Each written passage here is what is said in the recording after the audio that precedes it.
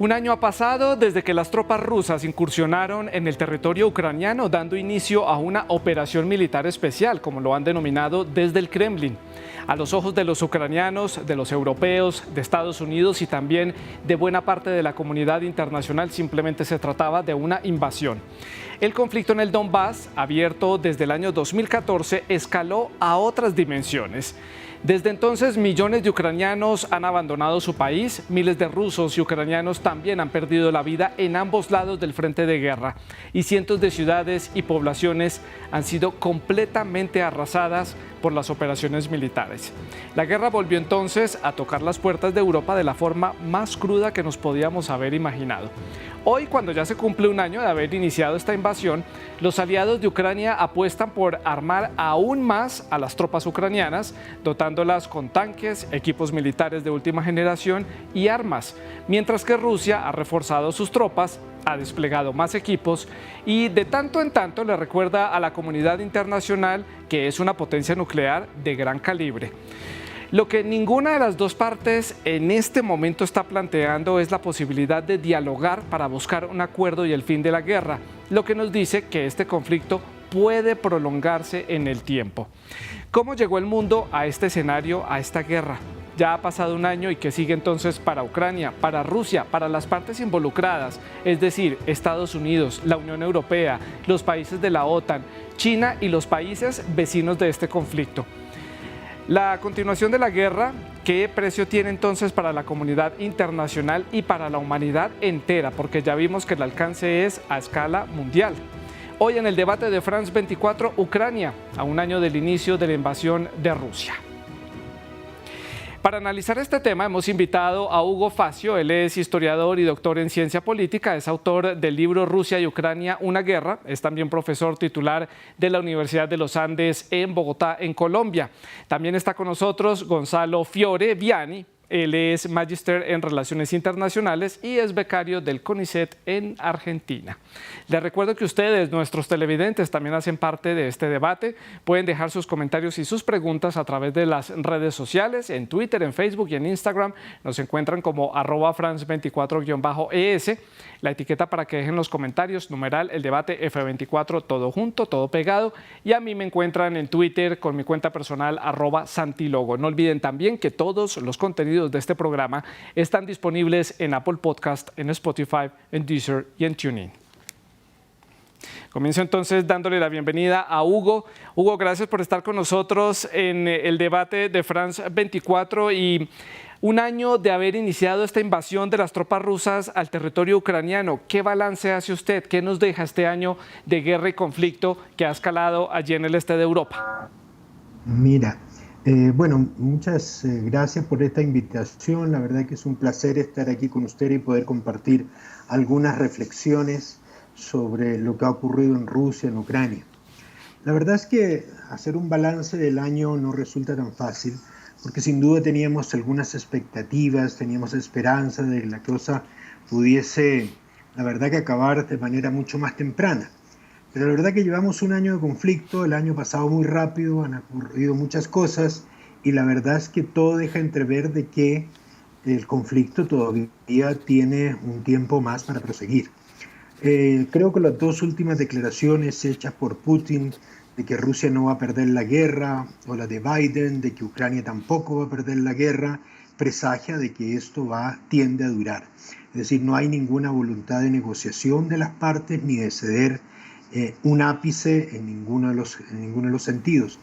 Por lo tanto, creo que tenemos un escenario complejo de escalamiento del conflicto. Y la verdad que este escalamiento del conflicto va de menos a más. Es decir, cada vez se están utilizando armas de mayor alcance. Eso puede llegar a algún momento en que alguna de las partes, y cuando digo algunas partes, sobre todo el caso de Rusia, se sienta ya que como tal que está amenazada en su integridad misma y decida también seguir aumentando el escalamiento del conflicto, ¿no? Entonces, por ese lado la cosa creo que tiende a complicarse. Sí. No hay mucha voluntad de paz entre los grandes actores Y en eso creo que hay algo que puede jugar un papel muy importante y es el resto del mundo. Es decir, yo no creo que los países europeos o occidentales, como lo llamamos muchas veces, estén en condiciones de avanzar hacia un escenario de paz, Sí, y obviamente Rusia tampoco. Y en claro. ese sentido creo que los países llamados a veces del sur pueden convertirse en actores que tienen mucho interés en poner fin a este conflicto y servir Claro. de mediadores. Más adelante, Hugo, vamos a estar analizando justamente esa posición que pueden tener esos países del sur y también la región de América Latina en este conflicto que ha sido bastante tímida a la hora de expresar algún tipo de opinión o no decir que han tenido que tomar algún tipo de parte en el conflicto, pero sí por lo menos mostrar algún tipo de ayuda o algún tipo de posicionamiento frente a la situación o por lo menos las consecuencias. Hablo a escala humanitaria que ha sido tan complicado este conflicto por la cantidad de gente que ha tenido que abandonar Ucrania. Le doy ahora paso a Gonzalo para conocer la opinión, el mismo punto de partida. Gonzalo, bienvenido al programa, gracias por estar con nosotros. Un año de la guerra en Ucrania, un año del inicio de esta invasión de tropas rusas al territorio del este de Ucrania y del sur de ese país también. ¿Cuál es el balance que usted hace? Bien, antes que nada, muchas gracias por la invitación a participar en este programa y un saludo a toda la audiencia del programa y del canal. Respecto del balance del año, de lo que está pasando, bueno, por un lado, coincido con el colega, creo que vamos hacia un conflicto, por lo menos que se va a extender en el mediano plazo, si es que no también en el largo plazo. Cuando se dio la invasión a Ucrania, voces de la inteligencia de los Estados Unidos decían que Ucrania podía llegar a caer en 72 horas. Bueno, esto claramente no pasó por una serie diversa de factores, ¿no? Por un lado, el apoyo occidental, el apoyo de los países de la OTAN, que está siendo importantísimo en sostener a Ucrania, más allá de las sanciones económicas y del aislamiento al que se está intentando someter a Rusia. Más allá de eso, la ayuda militar, económica a Ucrania es fundamental en este sentido. Y retomando un poco lo que decía el colega previamente respecto de el punto muerto en el que se encuentran hoy las negociaciones de paz, un dato interesante es que en las últimas semanas, en esta gira que estuvo haciendo Zelensky, que se reunió con el primer ministro británico, que se reunió con Emmanuel Macron en Francia, que se reunió con Joe Biden en el mismo Ucrania, lo que está repitiendo Zelensky es que no hay diálogo posible con Rusia y que no se le puede creer nada al Kremlin, ¿no? Entonces, en ese sentido, se inhabilita cualquier tipo de negociación de paz desde su lado, y por otro lado también Putin, desde Rusia, inhabilita cualquier tipo de negociación de paz cuando dice que va a ganar el conflicto y que el territorio que está reclamando le pertenece a Rusia, ¿no? Entonces, no hay diálogo ni terreno común posible, y eso es realmente algo muy preocupante para pensar el mediano plazo, porque durante este año hubo algunas pequeñas instancias, recuerdo una mediación de Erdogan de Turquía en algún momento, pequeños atisbos de negociaciones que finalmente, por supuesto, lamentablemente no llegan a buen puerto, ¿no? Gonzalo, continúo con usted para hacer la ronda a la inversa en el debate y en el análisis, y quiero que recordemos un año después de haber iniciado esta invasión de tropas rusas al territorio de Ucrania, ¿cuáles fueron esos factores o esas alarmas que la comunidad internacional no le prestó atención, que evidenciaban que Rusia en algún momento iba a invadir el territorio del Donbass? Había un conflicto ya abierto desde el año 2014, ya era una tensión constante entre Kiev y entre Moscú, pero ¿en qué momento esto se convirtió en una guerra a escala internacional que justamente la comunidad internacional tal parece que no vio venir? Putin dio algunas alarmas, dijo que se sentía amenazado. ¿El mundo occidental tal vez no le prestó atención? ¿Qué análisis hace? Sí, totalmente. Bueno, en esto sí, demasiada originalidad. Creo que Henry Kissinger, el histórico pensador de relaciones internacionales de los Estados Unidos, tiene mucha razón. Él lo advirtió en su momento, en 2016, volvió a decirlo el año pasado, previo al comienzo de la guerra y durante la guerra también. Lo que había dicho Kissinger es que si Occidente seguía aislando a Rusia, si la OTAN seguía avanzando cada vez más al este, ¿no? Rompiendo de alguna manera esa promesa que le había hecho Bush padre a Gorbachev en 1990, ni un centímetro más al este nos vamos a extender como la OTAN. si eso seguía sucediendo, bueno, Rusia de alguna manera se iba a sentir acorralado, de alguna manera iba a sentir que se estaba extendiendo Occidente hacia su territorio e iba a reaccionar, ¿no? Por supuesto, lamentablemente reaccionó de la manera que uno esperaba que pudiera llegar a reaccionar, que es violentamente, mediante la invasión y mediante la profundización de un conflicto que ya se venía sucediendo, como bien decía, desde 2014, pero creo que fueron varios momentos durante estos años que se fue viendo de alguna manera que algo así podía suceder. Biden durante la campaña permanentemente prometía la expansión de la OTAN hacia Ucrania. Ucrania posteriormente a lo que en un momento la Revolución de Colores, si recuerdan bien, el Euromaidán y todo esto, también se hablaba de un acercamiento cada vez mayor a Occidente y un rechazo cada vez mayor a Rusia y a todo lo que esto representaba. Entonces creo que se fue dando esta conjunción de factores.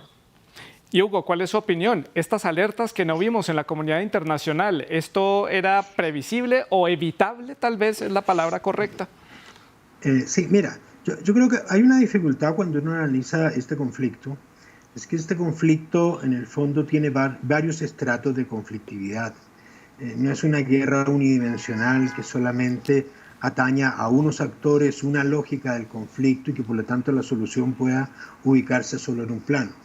En alguna medida uno puede decir aquí hay un conflicto que ya viene latente, que tiene mucho que ver con lo que es el desmonte de lo que fue, o la implosión de lo que fue la Unión Soviética. En alguna medida todos pensamos, y yo que soy experto en temas rusos, escribí mucho sobre esos temas años atrás, siempre pensamos que había implosionado la Unión Soviética, que se había acabado un imperio y se acabó. Y la verdad que tal vez estos conflictos y todas estas cosas que se han sucedido en el antiguo espacio soviético, dan a entender de que en el fondo la implosión de la Unión Soviética, del imperio, ha sido un poquito más lenta. Y en ese sentido hay muchas cosas que todavía no están arregladas de esa caída del imperio y que quedaron un poco en stand-by. Quedó en stand-by en alguna medida el tema de Crimea, quedó en stand-by en el fondo para los rusos cuáles eran las reales fronteras de Rusia. Porque para muchos rusos, yo con esto no los quiero justificar, para ellos la Unión Soviética era Rusia. Por lo tanto, todos esos territorios le pertenecerían. Entonces, con eso digo, es una voz muy importante que existe en Rusia. Entonces, ese es un tipo de conflictividad. Después se ha venido dando otra serie de situaciones en torno al Donbass. Y en ese sentido han habido dos cosas. Sin duda, una concentración de soldados rusos desde tiempo atrás, antes de la invasión, pero también hubo una alta concentración de soldados ucranianos en la frontera en Donbass y presagiaban atacar el Donbass. Por lo tanto, aquí hay otro nivel de conflictividad que nosotros no podemos pasar por alto. Y en tercer lugar está todo el tema ya más internacional, que tiene que ver con el tema de la seguridad europea. Es que la seguridad europea siempre quedó en veremos después de la desintegración de la Unión Soviética, el desmonte del Pacto de Varsovia, y la OTAN, que un poco perdió su norte, siguió existiendo, se siguió ampliando. En ese sentido, ahí hay un tema que tiene que ver, que quedó irresuelto, el tema de la seguridad europea en su frente oriental. Hugo, y eso ha sido un tema permanente de ires y venir.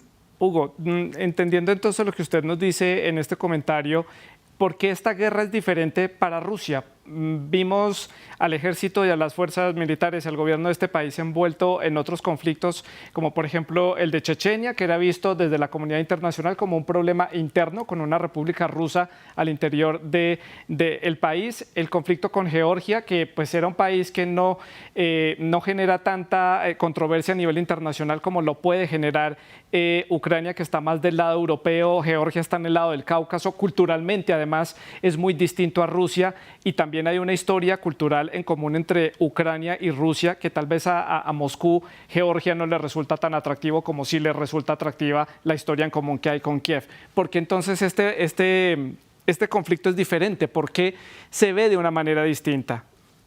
A ver, yo creo que se debe leer de una manera distinta porque inclusive lo que es Ucrania hoy en día, tenemos que entenderlo, esta morfología que tiene el país, tiene una serie de condiciones que lo hacen muy sui generis. Mira, te cito solamente un dato.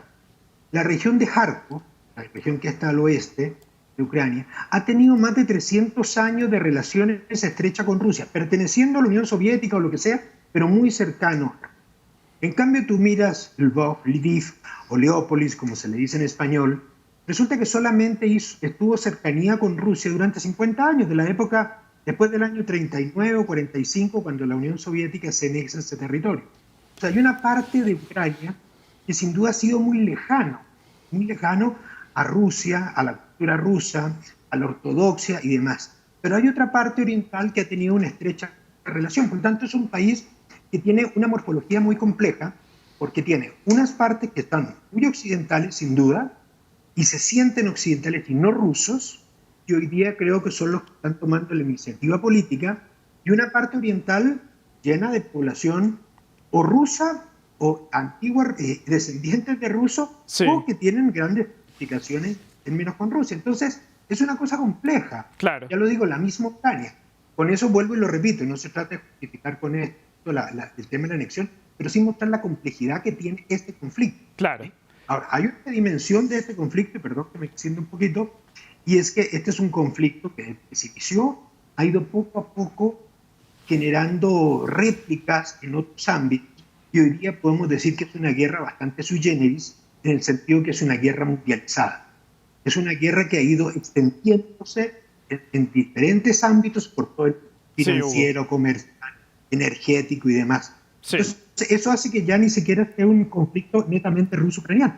Sí, y lo vemos a la escala internacional, por ejemplo, con la venta de los cereales a nivel internacional, las repercusiones que ha tenido y también la propaganda que ha habido de lado y lado, lo vamos a analizar en unos minutos. Gonzalo, regreso con usted para hacerle una pregunta también de balance del año, y es que cuando comenzó esta invasión, dentro de todas las preguntas que se le hacía al gobierno ruso, era las causas y por qué habían llegado a este escenario de invadir el este de Ucrania. Y una de las razones que daba el presidente Putin era que necesitaban provocar un nuevo orden mundial. Hoy, un año después, ¿ustedes pueden entender cuál es esa propuesta de orden mundial que ve el presidente Putin en necesidad para establecer en la comunidad internacional? Porque lo que vemos ahora es un país agresor, un país que está siendo sancionado por la comunidad internacional, aislado en muchísimos escenarios. ¿Cuál es esa concepción de mundo que tiene el presidente Putin y, bueno, por ende, el gobierno ruso? Bueno, creo que la concepción mundo que tiene Putin en la cabeza es de donde donde el eje del poder global se traslade de Occidente a Oriente, ¿no es cierto? En la posguerra, primero, posterior a la Segunda Guerra Mundial, durante la Guerra Fría, con las instituciones occidentales impuestas por los Estados Unidos, etcétera, y después en la posguerra fría, sobre todo, hubo ya una hegemonía, después del mundo bipolar, hubo una hegemonía de los Estados Unidos muy clara, ¿no es cierto? Que la podríamos extender, autores dicen el otros dicen el ascenso de China, etcétera, etcétera. Hoy tenemos un mundo multipolar con distintos polos, como lo dice la palabra, con distintos países que de alguna manera están disputando el liderazgo en el escenario internacional, sobre todo China, sobre todo los Estados Unidos, también países como India, inclusive países como Brasil, de alguna manera más acá en América Latina y por supuesto Rusia, ¿no? Más allá de esto, creo que lo que tiene Putin en la cabeza directamente es una reformulación de las instituciones internacionales, de los organismos internacionales creados e impulsados por los Estados Unidos, que por ejemplo China no tiene. China, si uno ve su accional a lo largo del siglo XXI, donde empieza a tener otro rol internacional a partir de 2008, incluso más atrás, a partir del 99-2000, cuando ingresa a la Organización Mundial de Comercio, China ingresa a los organismos internacionales y a las instituciones internacionales ya establecidas para de alguna manera beneficiarse y para intentar moldearlas en su propio beneficio sin cuestionar su propio funcionamiento, ¿no? En cambio, Rusia lo que está mostrando, a partir sobre todo de la invasión a Ucrania del año pasado, es que directamente quiere reformular absolutamente todo, Sí. ¿no? Ahora hay que ver qué aliados puede encontrar en esto. Se habla mucho en las últimas semanas, traigo China a colación, porque Biden y el mismo Zelensky dijo que China puede llegar a apoyar a Rusia con armamento o de manera económica a su ejército o con ayudas militares varias. Claro. China, porque esto de ninguna manera va a ser así, sí, pero en la comunidad internacional se está hablando cada vez más de esto. Yo creo que la visión de orden internacional que hoy tiene Rusia y que hoy tiene China son muy diferentes, por más que uno geopolíticamente los pueda llegar a poner de alguna manera más o menos cercanos. claro. Y Hugo, ¿qué piensa usted? Mira, yo estoy de acuerdo con lo recientemente señalado, en el sentido de que Rusia y China están juntos hoy en día, pero no son una alianza. Inclusive tienen diferencias grandes, porque en el fondo una cosa que se está ocurriendo en el mundo que da lugar a pensar, ¿no? Es decir, en los países de Europa y también Estados Unidos, tiene una visión de lo internacional que es conformar campos de actuación de un conjunto de estados para operar. Entonces ahí tenemos la Unión Europea, tenemos la OTAN, tenemos la unión o el estrechamiento de relaciones entre Estados Unidos y Occidente. En cambio, lo que vemos en los países asiáticos, y lo vemos también en Rusia, y lo vemos en otros lados, son unas alianzas, la verdad, que bastante particulares y pueden ser a veces muy fortuitas, en temas puntuales y desavenencias en otros. Entonces podemos encontrar una Turquía con Rusia que se entienden en algunas cosas, pero son totalmente distintos en otros, inclusive opuestos en otras posiciones. Entonces, creo que eso es una cosa dinámica, una nueva dinámica que se está dando en el mundo. En el fondo son alianzas un poco por conveniencia, claro, y que pueden ser muy estrechas, pero particular. Ahora bien, yo creo que hay una visión que tiene Putin, y Putin tiene una visión oligárquica del sistema internacional. Es decir, él lo que siente es que Occidente no le ha dado el juego a Rusia que se merece, que Rusia es un país importante, Rusia tiene que ser uno de los grandes actores del sistema mundial, y hay que reconocerle ese rol. Y claro, cuando personas como Obama dijo en una ocasión que Rusia no era más que una potencia media, eso a los rusos les duele terriblemente. Ellos consideran que sí son una gran potencia del mundo.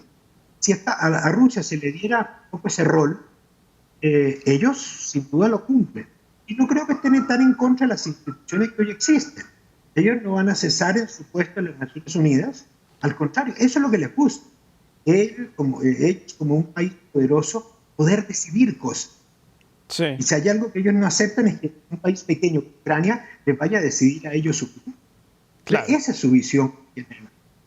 Sí. Y eso está todavía, esa visión de mundo todavía en construcción porque este conflicto sigue y esto desencadenará un nuevo orden mundial y ese orden mundial creo que ha comenzado una construcción ya desde hace varios años atrás, tal vez ustedes coinciden o no en esta apreciación, pero yo lo digo partiendo de la base en que la diplomacia, por ejemplo, en este conflicto no ha tenido espacio. Vemos, y lo mencionaba yo al principio del programa y ustedes lo mencionaron también, a las dos partes rápidamente tratando de mejorar su capacidad militar, pidiendo ayuda a la comunidad internacional, tratando de fortalecerse para enfrentar una posible gran escalada que va a llegar en la primavera solamente en una cuestión de semanas.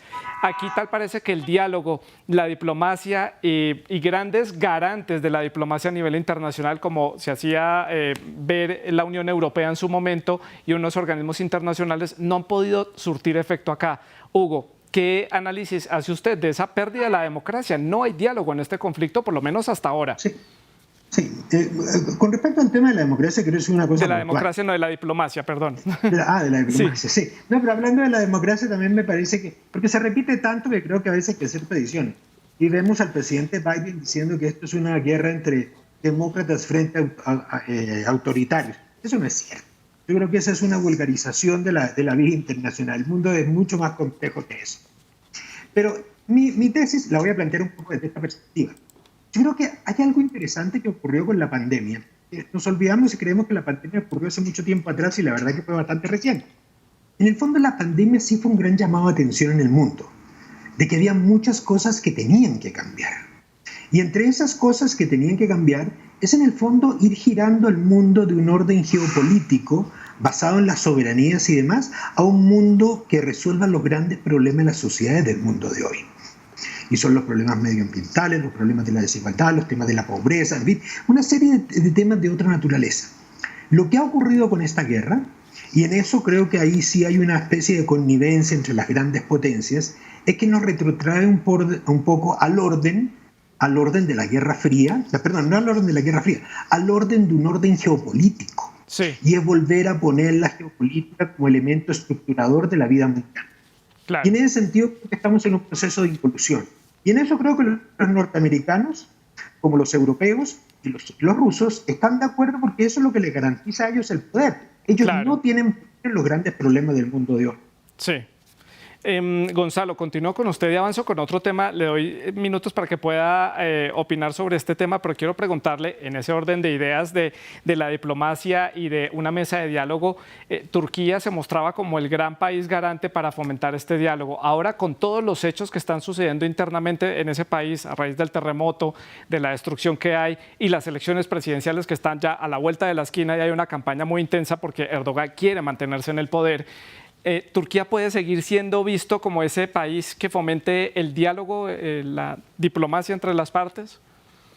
Bueno, yo creo que no, por un lado, como bien decías, Erdogan viene siendo cuestionado muy fuertemente hacia adentro de la misma Turquía por el terremoto, por supuesto, una tragedia de magnitudes realmente impresionante, pero más allá de eso también por distintos hechos de corrupción, por su estilo de manejo del poder bastante, si se quiere, autoritario o autocrático, cuanto menos, viene siendo cuestionado por una diversa cantidad de factores. Más allá de esto, creo que Turquía tampoco en su momento pudo ser un mediador legitimado por la comunidad internacional y podría serlo hoy en este conflicto también, porque si bien tiene un diálogo fluido con Rusia, a su vez tiene un diálogo fluido con los países occidentales, por supuesto dentro de la OTAN, pero de todas maneras se lo sigue viendo, sus mismos socios de la OTAN lo siguen viendo como un país bastante cercano en muchos aspectos, sobre todo por Erdogan, con Putin, que tienen una sintonía que claramente ha sido demostrada a lo largo de los años. Entonces yo creo que por eso también no tiene legitimidad. Y además, más allá de eso, creo que hoy ningún país podría mediar efectivamente entre el Kremlin y el Claro. gobierno de Ucrania, justamente porque Zelensky se ha negado también de manera terminante a esto. Zelensky le ha dicho a Macron, le ha dicho a Biden y le ha dicho a Sunak, como decíamos hace un rato, que de ninguna manera hay que creerle ni una sola palabra a todo lo que diga Putin, y lo único que le pide a los países de la OTAN es ayuda militar, envío de tanques, Sí. envío de ayuda también económica, ¿no? Entonces, tanto Ucrania como Rusia hoy parecen decididos completamente a continuar el enfrentamiento bélico. Un enfrentamiento Sí. bélico que creo que se parece mucho, obviamente con todas las particularidades del siglo XXI, se parece mucho a un conflicto militar clásico del siglo XX, sobre todo los pequeños conflictos territoriales que se daban en la previa a la Primera Guerra Mundial, ¿no? Donde es un conflicto de territorio, pero también de, como decíamos antes, de Sí. disputar lo que debería ser para Claro. Rusia y para los países de la OTAN, por el otro lado, para el llamado Occidente, Sí, el Gonzalo. nuevo orden global, el nuevo orden internacional. Gonzalo, y en esos términos de un nuevo orden ve uno muchas cosas que han cambiado a lo largo de este año y es, por ejemplo, bueno, Turquía es un país mediador. Vemos a un bloque cerrado de los 3 países bálticos contra Rusia apoyando completamente a Ucrania. Vemos a Suecia y a Finlandia rompiendo sus años de neutralidad, tratando de incorporarse a la OTAN, pero dependiendo de la decisión de Turquía, que es el país que está abogando por la diplomacia y por el diálogo, pero le cierra la puerta a los otros 2 países. Y vemos también un cambio en la posición de Alemania, que ahora tiene que aumentar su inversión en términos militares para poder hacer frente a las amenazas que está viviendo el mundo en la actualidad y también enviando tanques a la zona de conflicto, algo que le costó mucho a Alemania decidir a raíz de la historia pues, que hay con este país, sobre todo en la Segunda Guerra Mundial. Esto también son indicios de un nuevo orden por lo menos dentro del continente europeo. ¿Cómo lo analiza usted? Sí, yo lo que creo es que esto claramente son indicios de un resquebrajamiento también que se está dando hacia adentro mismo de los países de la Unión Europea o de los países de la OTAN, que en un contexto de crisis económica, en un contexto de crisis energética, en un contexto inflacionario, están a su vez cuestionando por qué sus gobiernos están ayudando a Ucrania en un conflicto que muchas veces muchos de los ciudadanos lo ven como un conflicto ajeno también, ¿no? Entonces, esto también claramente va a ir moldeando. Hay que recordar que previo a la pandemia ya los movimientos extremistas de ultraderecha, los ultranacionalismos, estos populismos, ya estaban surgiendo, ya estaban en alza, ¿no? Sí. Y que ahora, posteriormente a la pandemia y durante y posteriormente a la guerra, estos movimientos también están adquiriendo nueva fuerza, gobiernan en Italia, gobiernan en Hungría, son muy fuertes en la oposición en Francia, se están haciendo fuertes en la oposición en Alemania, y estos movimientos hoy dicen por qué tenemos que ayudar a Ucrania en una guerra que no es nuestra, ¿no? Entonces eso también va generando rigideces y resquebrajamientos hacia dentro de los países. Hugo, para analizar también muy rápidamente, porque ya me quedan pocos minutos, pero quiero conocer su opinión en torno a la campaña de propaganda por ambas partes. Esta también ha sido una guerra que ha sido la reina de la desinformación en redes sociales y en los medios de comunicación, y se le ha dado mucho peso a un lado o al otro dependiendo del bando donde uno esté consultando la información, pero ha habido muchísimas campañas de desinformación. ¿Esto es un nuevo frente de batalla? ¿Cómo lo analiza usted? Sí, se ha dicho mucho de que esta es una dimensión clave de esta guerra y que la desinformación es prácticamente un componente más de este conflicto. Y es cierto, yo creo que hay una de las cosas difíciles que cuesta mucho hacer es a veces encontrar información de primera mano. Acceder, por ejemplo, a fuentes rusas hoy día resulta bastante complejo. Muchas veces uno trata de abrir algunas páginas y simplemente no abre. Es decir, hay una serie de limitaciones. Y dos, tenemos unas visiones muy sesgadas por todos los medios, ¿no? Tenemos unos medios que son pro unos o pro otros, los menos, pero todos toman alguna posición. Pero lo que yo diría, sí, esa es una dimensión, pero a mí una cosa que me preocupa, yo quisiera rematar lo mío diciendo dos cositas muy pequeñas. Adelante, pero muy puntual, por favor, porque me quedan pocos minutos. Muy puntual. Una cosa es, yo sí creo que empieza a haber un cansancio en la guerra. Recientemente había una encuesta que apareció hoy en Le Monde mostrando cómo en los países europeos ya empiezan a cansarse de la guerra. Y esta es una cosa que va a venir creciendo. Dos, en Estados Unidos cada vez hay más voces que empiezan también a decir esto no podemos estar financiando eternamente. Es decir, esto también va a tener que tener algún momento en que esto pare. Y esto inclusive lo dicen zonas cercanas a Biden. Por lo tanto, ahí vemos que hay unos límites. Rusia tiene, por otro lado, sus límites. Tampoco tiene una economía tan bollante como para poder mantener una guerra ad eterno. Así yo creo que van a haber unas condiciones naturales que van a llevar a esto. Ahora, la solución de esto obviamente no va a venir de los actores directamente implicados. Ni podemos esperarlo ni de Putin, ni de Biden, ni de Zelensky. Yo creo que tiene que haber otro tipo de países que busquen generar esos marcos de diplomacia, y eso lo veo prácticamente desde el sur. Países como Brasil, países como la India, países como Turquía, que sean los países que en alguna medida vayan generando o orquestando una posición mancomunada para llevar a las distintas fuerzas hacia el diálogo. Paso a preguntarle a Gonzalo ya un par de preguntas para el cierre del programa, y es de lo que va a venir para este conflicto pronto.